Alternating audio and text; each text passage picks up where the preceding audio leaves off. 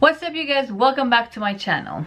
Today I'm doing a little a different video, and I just want to make a small disclaimer. I am not trying to bring fear with this video. I'm just trying to bring some information because I have actually gone through war 20 years ago. I know what I did to prepare, and now I know right now we're not in war, and I hope to God that we will never be, but you never know. Okay, so I thought last night about making this video. Again, this video is not to put fear on no one. It's simply to bring information and how to prepare just in case war does break. So, the title says how to prepare for how to prepare yourself just in case there's war in this country. 20 years ago, I went through war. 21 years ago, basically. We had war for 2 years or 3, but in the 3rd year the war really broke down. Burnt my house, killed my father, the enemies, and 6 other members of my family. That's a story that if you want to hear, I'm going to link the video below in my in the description box on this channel. I'm not going to get into too much details, but I will talk about how I prepared and how we should all prepare, because although we have no land threat at the moment, meaning first of all, America has the greatest army in the world. That we know, no doubt, everyone knows. But at the same time, we do know that this country has lots of enemies within and out of this country. So I know this is a very different video than what I normally bring, and I didn't know where to bring it, whether I should put it in my main channel or this channel. But my main channel is mostly motivational. Here, this video is more like educational and just bringing some information from my own personal experience. So let's get to the point. 21 years ago, 1999, when we were going through war, our village was attacked. But before that, about a week or two, we already knew we were going to get hit anytime soon, because the villages around and our city were already being attacked by foot, meaning the enemy was on foot and was killing people, kidnapping people, burning homes, burning villages, burning towns. People were fleeing their homes from our country to another country. So I had prepared our suitcases full of our clothes, with our pictures, family pictures, like memories. I had prepared things for the baby. My brother was 3 months old. I had prepared stuff, and my mom had prepared food, because we knew that just in case we get kicked out, we're gonna have to walk far, and we did. But we didn't know how mean these people were, how mean the enemy was, and they turned out to be pretty mean, because by the time when they came and they tried to burn us inside, we didn't think to pick any suitcase, any bag, or anything that I had packed. So at this point, I have no memory from my childhood, no pictures. Everything was burnt in our house in front of us, and I was 17 or 18, I forget. I think I was 18 years old. So but although we have no threat on foot, like the Iran army is not going to be like attacking us here on foot. You never know what kind of threats they could send. You know, like 9/11 happened. How many people were prepared for that? Not many. You know, no one. You know, so I'm just gonna bring some small details that you should have, that every household should have, just in case war breaks. And one that I think we should all have, like I said, God forbid nothing happens on, you know, we never get attacked by foot or by air, but you never know. It's always good to have an emergency bag. Number one, have an emergency bag. What you want to have in this emergency bag, it can be a duffel bag, it can be a gym bag, whatever. But this size, well, it depends on the size of the family. For us, it's just us three and a baby coming. It depends on the size of your family. Have a bag. Stuff that you want to put in your bag would be a flashlight. Why? You never know, the lights might go off, or you have to flee at night. Something, I don't know, something happens. You don't want to use your phone. I know we all have flashlights on the phone. You don't want to use your phone because you're going to need your phone. Because when you flee, or if it happens, God forbid, you don't want to use your phone. You're going to need your phone to call your loved ones, to basically use it for anything. You don't want to use the flashlight on your phone. You want to use a regular flashlight. For the flashlight, you need batteries. So always have a pack of extra batteries and a flashlight.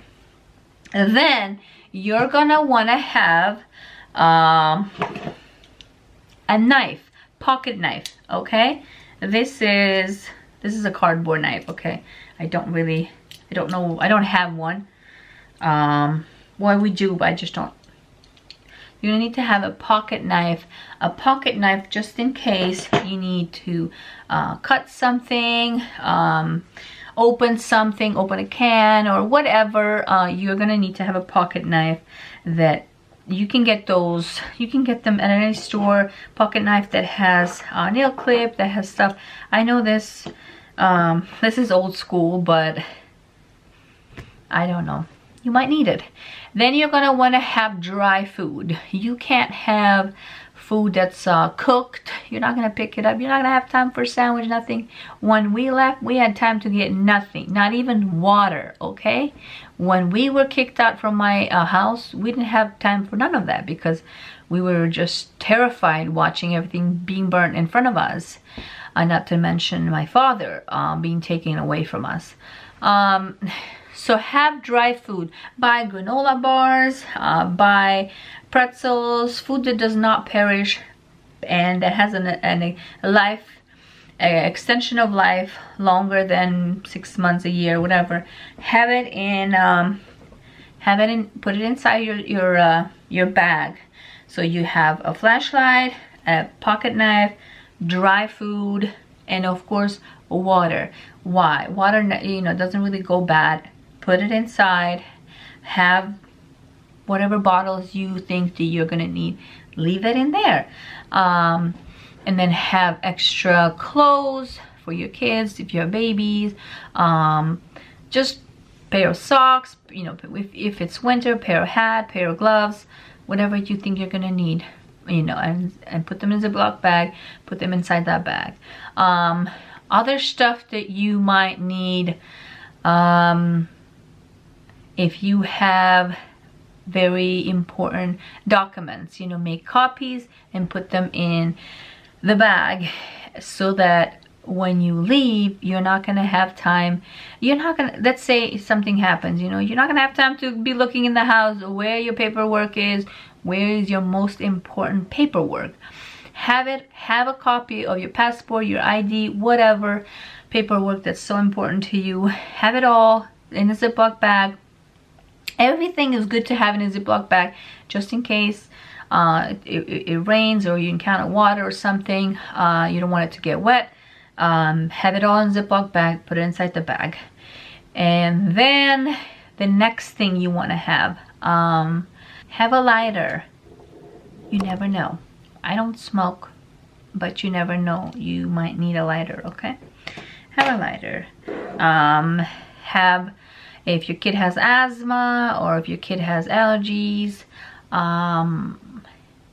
always want to pack that and put it in a Ziploc bag, put it in the bag. Important pictures, put them in a Ziploc bag as well and put them inside the big bag.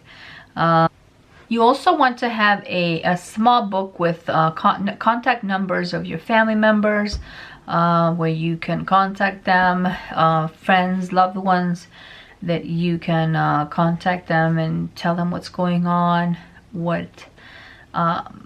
you're gonna be, I also suggest having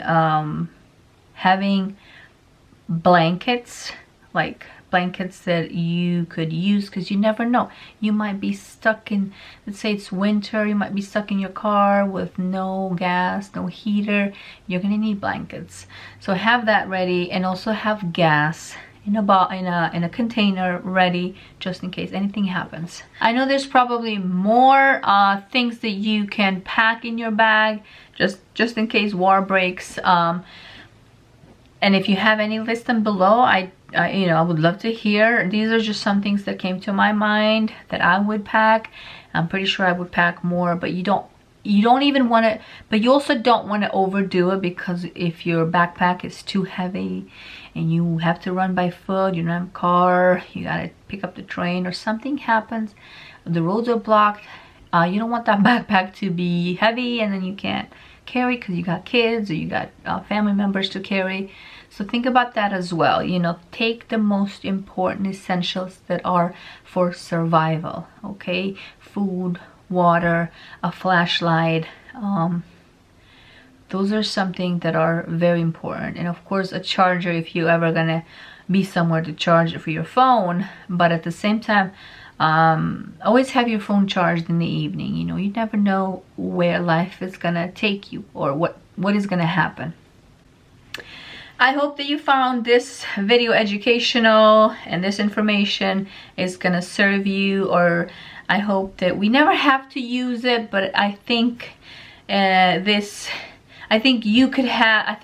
we can all use this in case of an earthquake, in case of a war, in case of a tornado, in case of a tsunami. And these things are happening. I mean, Puerto Rico just had a huge week of just earthquakes, and other countries, and Australia fires. You're gonna lose all that in like this if you have earthquakes, tsunamis, floods, tornadoes. Your life could be gone, you know. But if you can prepare yourself and stay prepared, there's nothing wrong in staying prepared and knowing how to stay prepared, because life is important, you know, and we know that. But life around us is also very unpredictable. You know, there's so many things happening nowadays. Without any further ado, I will see you guys on my next vlog or video. Okay, don't forget to share this video, this information with others that might need it. Okay, and I hope and pray that we would never have to go through war or any of these events. But they're happening. They're happening everywhere, and you want to be prepared. Okay, we all need to be prepared, whether it's mentally or physically. We need to be prepared and stay prepared. All right, bye.